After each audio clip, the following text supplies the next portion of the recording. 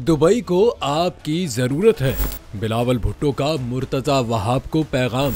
Chairman Peoples party ने mayor Karachi को ऐसा क्यों कहा, जानते हैं इस वीडियो में।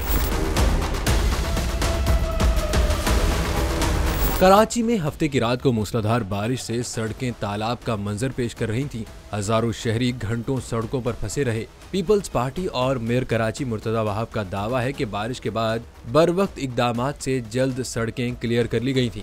चेयरमैन पीपल्स पार्टी बिलावल भुट्टो ने सोशल मीडिया पर अपने पैगाम में दुबई की एक वीडियो शेयर की, जिसमें मुत्तहिदा अरब इमारात के तिजारती मरकज में बारिश के बाद सड़कों पर पानी जमा है और गाड़ियां और मोटरसाइकिलें पानी में ही सफर पर मजबूर हैं।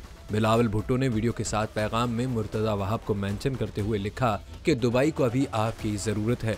दुबई में बारिश का ये मंजर सोशल मीडिया पर वायरल तो जरूर है, ताहम इस बात की तस्दीक नहीं हो सकी कि बारिश की ये वीडियो इसी साल की है या माजी के किसी वक्त की।